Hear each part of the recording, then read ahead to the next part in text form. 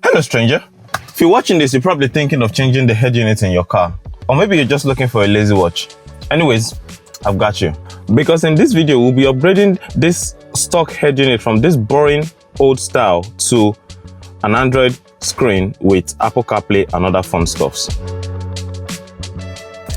First things first, what's in the box? We've got a plastic fascia, a metal trim, we've got some wiring for a SIM card if you ever want to use a SIM card, and we've got an AMI to AUX cable. We've also got the 10 inches screen, I believe it's 10 inches, 10.25, and some plastic trim tools. We've got a microphone here, we've got a 4G antenna, we've got a GPS antenna, we've got an AUX in, and then we've got the main wiring harness here.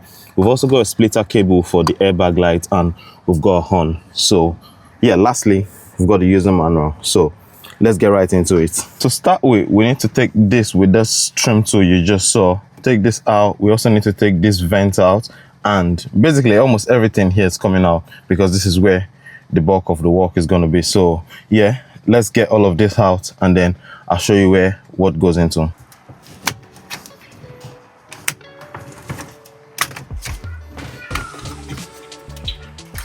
Now we've just disconnected the airbag light, but don't discard this here because this needs to come out and stay connected back to that. This is where the splitter cable comes in play. I'll show you before the end of this video, but this is very important so you don't get an airbag light on your dash.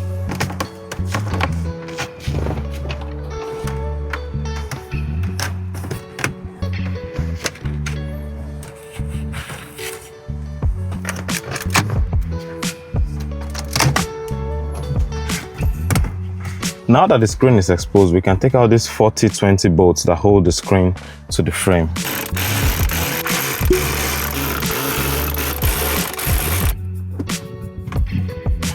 Just behind the screen, we've got two plugs that need to come out.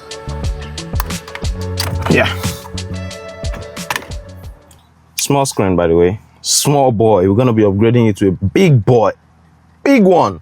One last thing you also still need, which isn't included in this box, is this pair of radio removal tools. You just put them in here. There are two metal clippings that this needs to like hook onto, and then once it's hooked, you can like pull the full box out. Yeah. You gotta be very careful, yeah? I think that's the main part that needs to come out. Male, female here. Yep. Now that you've secured that, the other part that comes out needs to go back into the main head unit and push it up, and then this goes straight where the other one came out from, which is behind here. Yeah. The next thing you need to do now is to remove your glove box. Depending on your trim, you probably have a couple of bolts to take out. There's one here for this trim. I think there's about 3 underneath here, and there's another 2 below here. So it depends really on your trim how many bolts you have to take out, but you figure it out.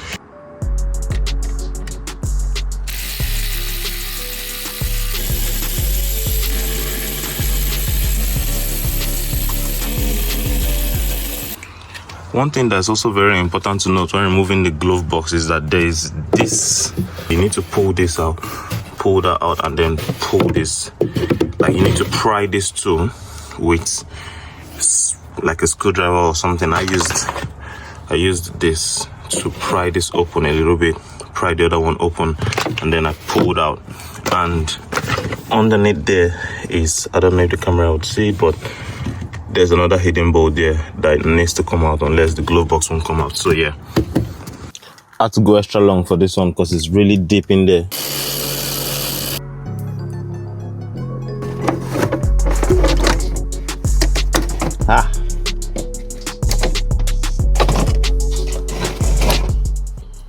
This is essentially why we need the glove box down, because we need the last piece of the harness, which is this.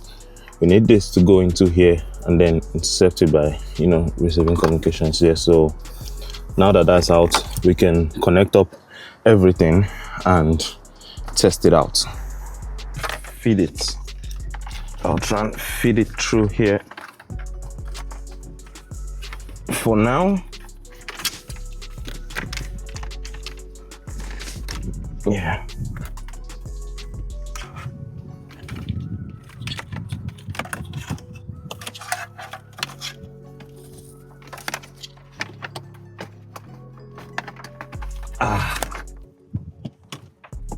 Yes. So now that that's been fed through, we can put all of this back in place.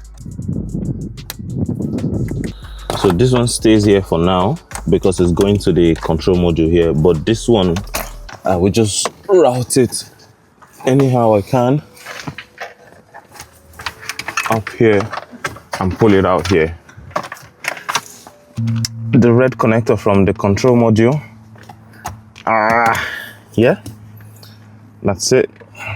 And then this one connects into this, yeah, and now you feed it back to the control module with this. So you have to be really patient. Yeah, that's in. We can tuck these wires and just hide them really. So now that everything is in place, before we start testing it out, this head unit here, this is where the head unit goes obviously, but before that we need to discuss where some of these wires connect to. So basically this is your microphone. I will be installing this as well, because I found out that some of these head units is hard for the other person when you're on the phone for them to hear you. So I think a microphone is definitely needed. And for your reverse camera, this is the two wires you need for your reverse camera. You need this VGA cable and this trigger wire which says back. I will be installing a reverse camera in this car as well, but I would not be doing it in the same video. So if you want to watch a video on that, or you want to know how to install that as well, I will link the video once it's up so you can catch up on that as well. And I think that's it really. Oh yeah, and then for your audio out, you need to put this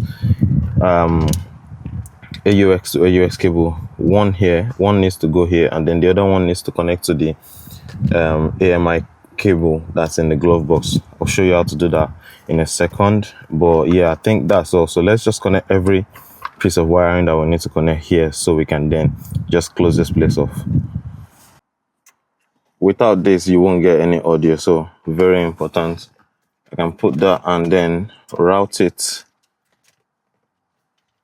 I can route it somewhere in here because I know it's going to the glove box, so you can just stay in there, and when I'm sorting out the glove box, I sort it out as well. Yeah, that is that. And then for your mic, this is the mic. This goes in here, just like that. It's kind of hard doing all of this with one hand, but yeah. And then the only other thing I want to do here as well, oh yeah, this, we need to discuss this because this is the old one from your stock fascia. For you not to get an airbag light, you need this splitter cable, and what this does is you take this one out of the stock airbag lights plastic thingy. Some of these clips sometimes they're from devil, because tell me why, even after pressing it, it's still so hard to come off. Okay, now that that's out, this is your stock wire. What this does is this comes into this one. Yeah, and now you have two split extended or basically you've splitted the exit. Now this one with the label goes into your Android stereo, and this one comes back into the stock. What's this called again? I don't know what this plastic bit is called, but yeah, the stock airbag light. You put this back in, and that's it. Then you can hide this anywhere really, but basically just keep this hidden, and you connect this to the new Android stereo's head unit. We don't need any other thing here, so we can pop this right back into place as well. Right, pop the vents in like so.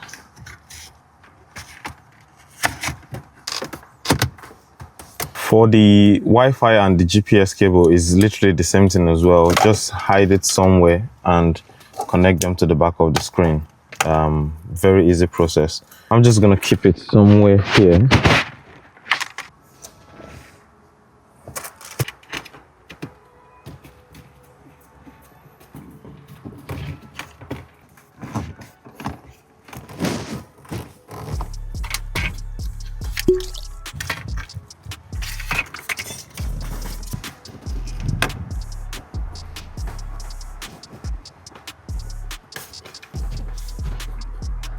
As you can see, I have the microphone just tucked away really nicely here.